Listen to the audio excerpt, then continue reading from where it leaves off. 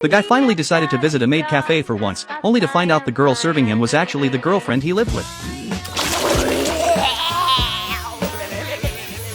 Not long ago, Lena accidentally blew up Kevin's house. They didn't have the money to fix it, so their landlord made the 4 girls work at a maid cafe to pay off the repairs. It wasn't just any maid cafe, though. The place had this weird theme that mixed maids with ninjas. They used ninjutsu and little chants while cooking, claiming it made the food taste better. Their job was to wear maid outfits, serve customers, and shout cute spells to show love for their masters when delivering the dishes. When the first customer came in, Lena nervously recited her chant and tried to use her ninja tricks on the food. Since it was her first time, she messed up and accidentally affected the customer instead. She panicked, but the guy didn't get mad at all. He actually praised her and said her service was adorable. The second customer was handled by Amy. Amy hated men. Unfortunately for her, every customer there was male. She walked up and immediately started yelling at the guy. Strangely enough, the customer loved her aggressive attitude. Aya was dealing with a chatterbox that only made her more annoyed. But the moment he called her cute, her mood flipped instantly. She blushed and Sundara style said she wasn't wearing the maid outfit for him or anything. The customer fell for her on the spot. Next up was Annie. Just looking at men made her feel uncomfortable. The boss told her to calm down and get it together. After forcing out a stiff smile, she walked over to her table and froze. The customers were Kevin and Jack. The landlord had arranged it on purpose. After all, Kevin was technically Annie's master.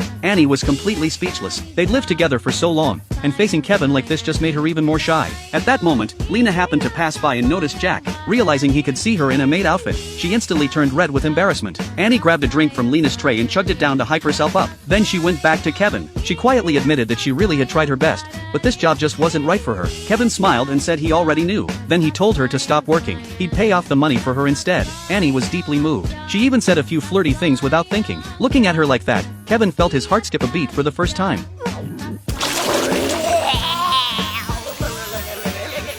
After 3 days of hard work, they finally saved enough to repair the house. Aya was extremely proud. Most of the cafe's sales came from her Sundara charm. Her numbers were twice Annie's. The landlord even wanted to keep her as a full-time employee, but Aya turned it down. When the job was over, the landlord let them keep their maid outfits. Lena was thrilled, since Jack seemed to like how she looked in it. Annie also noticed Kevin liked the maid look, so she secretly brought hers home, planning to surprise him by wearing it when he got back from work. But when she thought Kevin had come home, it turned out to be Amy instead. They had accidentally swapped outfits. Amy saw Annie dressed up like that, which embarrassed her to death. Annie got so mad she punched Amy straight across the room. Right then, Annie suddenly sensed Kevin was in danger. She instantly teleported to him and took down a monster that had appeared. Kevin noticed she was still wearing the maid outfit. Flustered, Annie muttered that she only wore it because it looked nice. After they got home, Kevin asked her how she really felt about him, but Annie didn't seem to hear. Kevin didn't push it. Even though he wanted to be with her, he was honestly pretty happy with their quiet life together already. While they were chatting, the landlord suddenly attacked Annie. She said she'd been disappointed with Annie's performance for the past 6 months. Before Kevin even understood what was happening, the two of them were already fighting. That's when the truth came out.